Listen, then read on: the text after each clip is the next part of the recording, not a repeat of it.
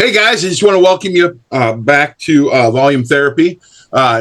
This episode, we're talking about Judas Priest, Screaming for Vengeance. We decided to do a classic album because these are albums that we love. Still love this album. One of the greatest albums ever recorded. In my opinion, it is. I don't know. We could argue about this all day, but my favorite Judas Priest song is that one. Whiskey Woman, don't you know you are driving? That's my favorite. What? No, you can't have the same favorite as me. That's the best Judas Priest. Everybody knows. And the best version is on Unleashed in the East. Oh, Unleashed in the East. My favorite song on that is a Joan Baez tune. Oh gosh, Diamonds and Rust. Oh, I love it. That and that's not a real live record, right? They created. It's my favorite live album, so it is to me. I'm sorry. Did I pull back the curtain on the? Oh, I knew that. I don't care. On the Wizard. But let the internet be full of haters and trolls. Exactly. But that live version of Victim of Changes. Victim of Changes. Oh my. That's my all-time favorite Judas Priest song and moment and version. That one right there. My favorite overall album, because the classic metal sound, and then they took some chances. They did something creative. They did something experimental and weird. And later on, with Point of Entry, they got real weird, but at least weird for the time. Now it doesn't seem weird, but at the time it seemed weird. But there were some moments on Screaming for Vengeance where that was really creative and weird and like stuff that nobody had really done in metal. So Screaming for Vengeance, that album for me cemented everything metal for me. Everything I loved up until that point, that did it. I mean, if there's not a bad song on this either. No, there's not. There's not a bad tune on here in any way, shape, or form. Why don't we do this? Why don't we just do a rundown? Because this will be, start at the top, The Hellion. Yeah. In my opinion, one of the greatest intros of any rock, metal, whatever. One of the greatest intros ever. And when you hear that intro, it's just, it's like, you better be ready because something's coming at you. And I saw this tour in 1982, Fort Wayne, Indiana, and they opened with The Hellion, and it was mind-blowing. They were so loud that they caused structural damage to the Fort Wayne Memorial Coliseum. At one point, there was stuff coming down from the ceiling like it was snowing inside the arena because it was damage. It was all that dust and like garbage, and they were just absolutely incredible. So The Hellion to me is one of the greatest intros of all time. And okay, so I'm a little bit of a dork. I always just thought it was stupid that they called it The Hellion, and then it just was really basically Electric Eye, the intro. But I think I figured it out. On the vinyl, there was 10 songs. I bet you they had it in their contract that they had to put out 10 songs. You know what I mean? So they wrote The Hellion, and it was long enough to where, as an intro, to be whatever the deal it is. I agree with you. It's a great intro to the album. It sets the mood, the atmosphere, and then when Screaming for Vengeance, or no, Electric Eye comes in. When Electric Eye comes in, it's so and there's like a shift, but a good shift. Yeah, it was just like oh, now they're here. And the intro is done, and now it's time for war, and just and it's so heavy, and it was so just good. Yeah. When the first time I heard it, I was like, what? This is amazing. Like in my mind, who could be better guitar players than those two? Who could be better than Glenn and KK? At the time. Now Glenn talks smack on the internet about how KK couldn't play. Shut up. I don't know about all that. You guys wrote the freaking best stuff, together. Do you think I'm right? Do you think I'm right or wrong? I always thought Glenn was the smooth, melodic kind of guy, Yeah. and KK was the noisy, raw And, kind of guy. they needed both. Yes, Because we loved it when they had, because you're like, yeah, freaking right on. And he's doing that Flying V Gibson or whatever it was. And he's like, freaking, yeah. And he's, I don't know, licking his freaking guitar and making it squeal like a freaking, you know what I mean? Like, it was the best. Absolutely. And Glenn would come in and be like, I think, Glenn obviously is a genius guitarist. Yeah. You see that on some of these songs with what he plays. You're just like, what? Painkiller on, the leads in that. What? First time I heard that was a game changer for me. I mean, you can say what you want about how there were power metal bands and all that stuff before, but that Judas Priest album, that song, I believe inspired some of those real fast power metal bands more than most of us even understand. So now going back to how when Electric Eye comes in, for me, it's not even just it's the guitars and the music, but Halford's vocals. Like, what are you expecting the first time you hear that? Da, da, da, da, da, da, da, da, da. I'm expecting that. Nope. What do you get instead? You get David Bowie. Up here in space, I'm looking down on you. Right? He sings this. What? I was not expecting that. I mean, the first time I heard it, of course. And of course, but then by the time that gets to the end of the song, it's electric guy, it's perfect. It can't get better.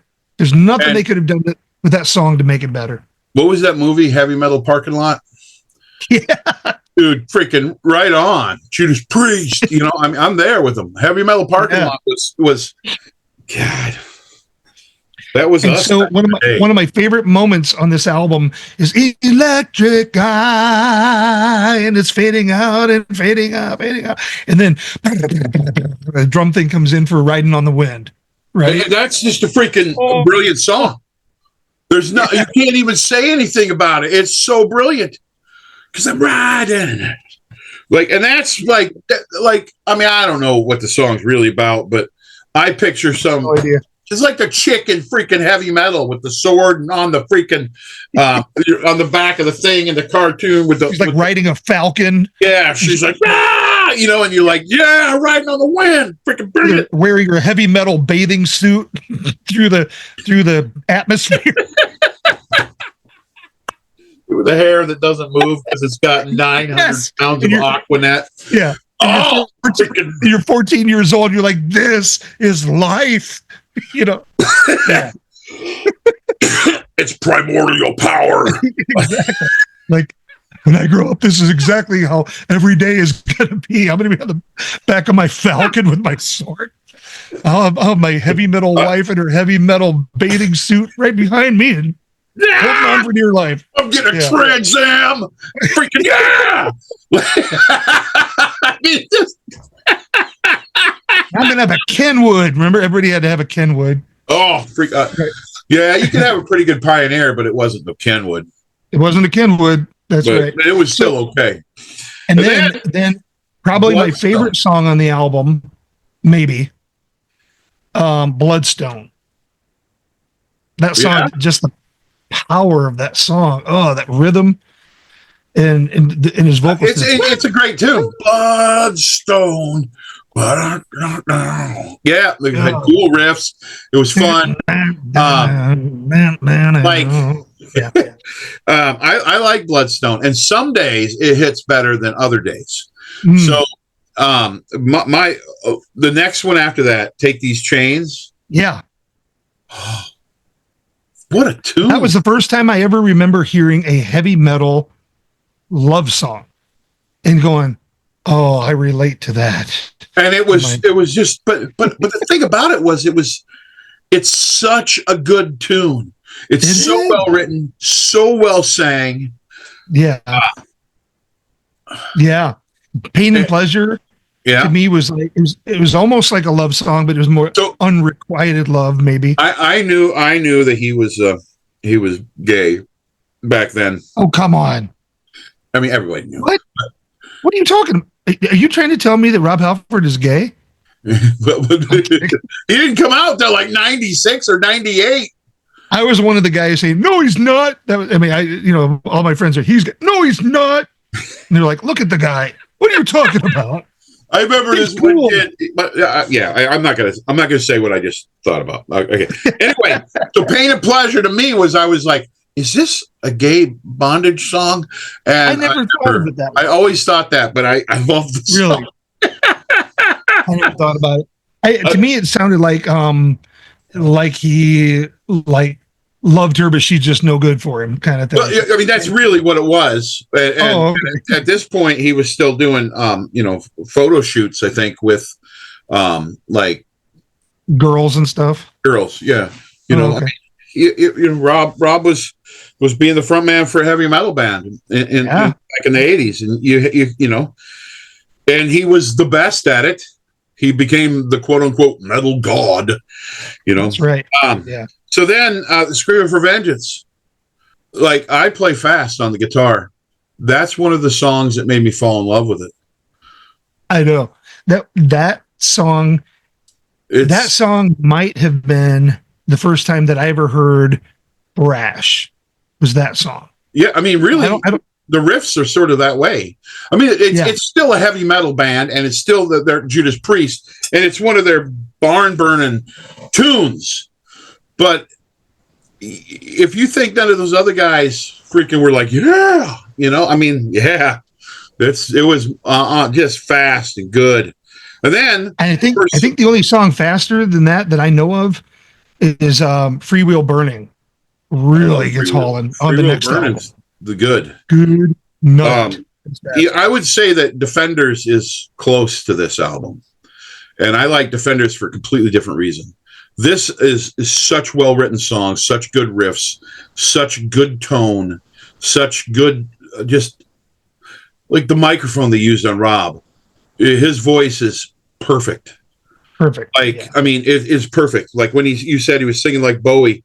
Well, the tone of his voice, just was pristine. What a great album! Yeah. And then, then the first song I ever heard on the radio, I was in Montana. This is where I first heard Judas Priest. It was "You Got Another Thing Coming," came on the radio, and that's where I was like, ooh. And then I went and I stole. So I was bad. I was a bad kid, and I didn't have any money, and my parents were hardcore religious, and they wouldn't let me buy any heavy metal tapes. So I stole a copy of British Steel by Judas Priest. And when I listened to that, I fell in love. Yeah. And then I got this later, and I didn't steal them all. I was bad. I was a bad kid. My introduction to Judas Priest, since we're talking about that real quick on a side note, was the live record, the Unleashed in the East, because my buddy Mike Toole had it. And so I got it off of him. I still have it on vinyl. And then my other friend Kevin had British Steel, and I had a cassette copy from him.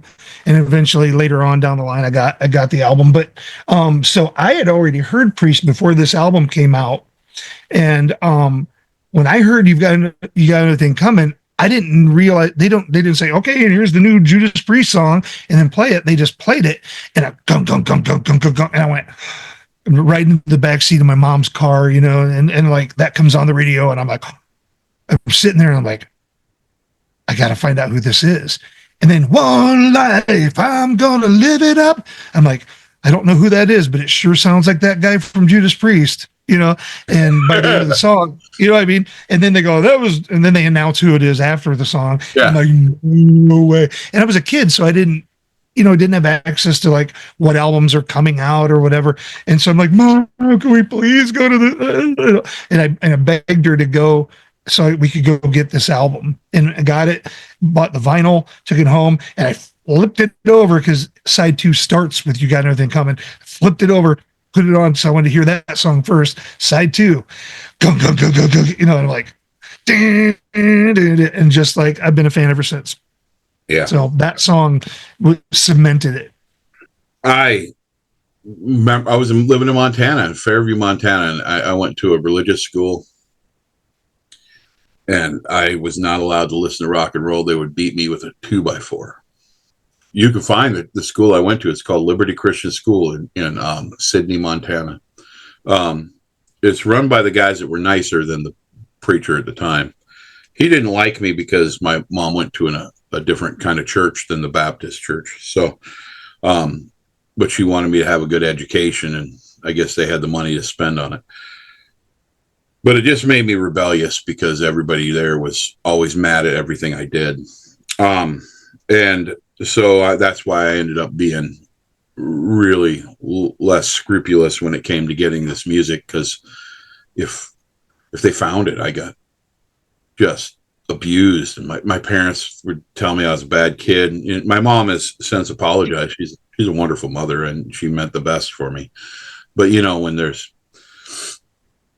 bad leadership, it really can really hurt families. And so that really me falling in love with metal was sort of a weird thing, because there was no looking back for me. I just loved it. I think it was because I was so angry. I'd lived in, I don't know, by the time I was out of high school, 7 states, countless towns. I moved all the time. I didn't really have friends. I was beat up all the time. I was picked on. You put on Def Leppard's Pyromania and you went for a walk, and you were home. You were welcome. Yeah. I don't care what anybody says. And so that kind of stuff. So people say, like I recently heard somebody say that, well, you got heart problems because of the music you listen to. I had open heart surgery because a valve had failed. Not because I'm fat, surprisingly. And I believe that they're so wrong. Music is not as powerful as people think it is, but it does do this thing that it did for me, which was made me feel good. And yeah. We idolize that, and we start to empower it with like, this is spiritual. And I don't think it is. I think it's just part of the human experience. God made it. Okay. So the Bible talks about, middle of Judas Priest, go ahead, who I love. And I listen to Rob's Christmas albums all the time, and I'm thankful that he does them. And I pray for the guys. Weird as that sounds, but I believe that music is a gift from God to humans, and it's unlike birds. Our songs are not pre-programmed in us, and it says in the Bible that we are made in the image of God, and I believe that part of that image of God is creativity. So a lot of people tell me that heavy metal is the devil's music. And especially back then, if you're not familiar with the what do they call it, the Satanic Panic? Yeah, if you're not familiar with that, you can find lots of clips of stupid stuff said by extraordinarily unintelligent people. Some of them are probably even intelligent, but they knew how to make their money. I'll get into that some other time. But anyway, so the whole thing about it is that I believe that music was one of the ways that we're made in the image of God. So the Bible talks about how our Father sings over us. He is the God that sings over us. And I believe that Satan was not in charge of music in heaven. I believe that's a mistranslation. People can argue with me down below, please. Join in the conversation, and you can educate me on this. But the words that are often referred to as pipes and different things that people view as music could also refer to rings and jewelry. So I believe that the devil was very beautiful, but I believe that music was always something controlled by our Father in heaven, because he was the one that set the standard for heaven and is the one that sets the standard for heaven. And he sings over us. And when we get to heaven, we are made in his image, and we will sing to him. We will sing over him. And I believe that's a gift. So I believe music is a gift from us, and it's a way of compelling sort of the human experience. And it's why we love music so much. But I don't believe that it's, I mean, don't get me wrong. The Bible talks about spiritual songs. So there's times, I mean, anybody, you want a spiritual song, I can give you one right now. Even if you hear it on a TV show sang by an atheist, this song can move you to tears. And it's Amazing Grace. That is a truly spiritual song. I believe that there are songs that are truly spiritual, that are written by the hand of God through a frail person. And there's a few of them. And I don't know, I don't think that most of them are the modern worship tunes. Anyway, so now let's talk about Fever. That's my second favorite song on the album, believe it or not. And it's not even Fever's a great tune. It's just so well done. And the intro is just beautiful, beautiful guitar intro.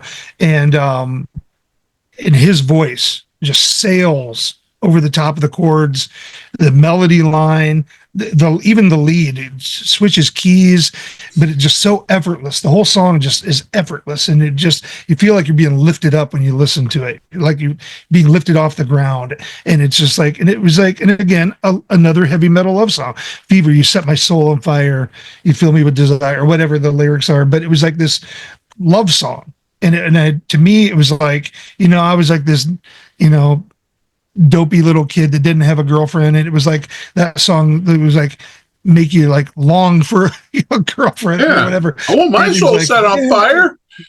Yeah, exactly.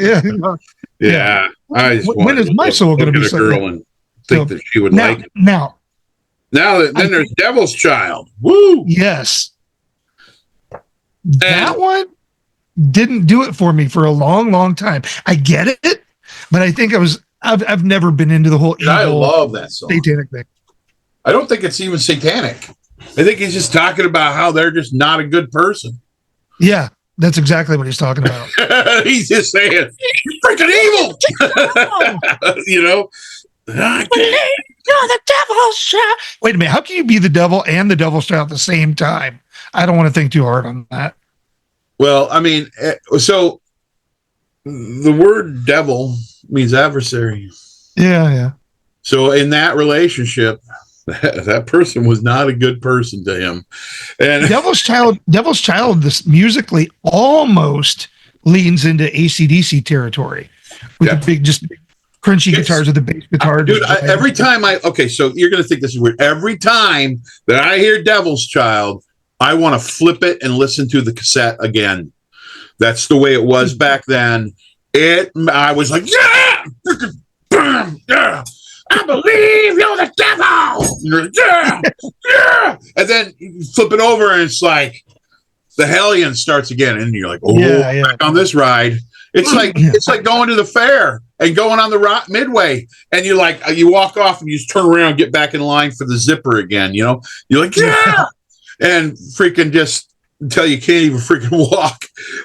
That's the way I was back in the day. Nowadays, I listen to the album, a couple times, and I'm good for a while because I go on binges of different bands, and like I have to listen to this album probably 3 to 4 times a year. And that doesn't sound like much, but with the amount of music that I consume and the amount of music that you consume, that's a lot. To be able to fit that in 4 times. If I go 6 months without listening to it, I'm probably being weird. This album is almost like medicine. And I think that, do I agree with every lyric? No.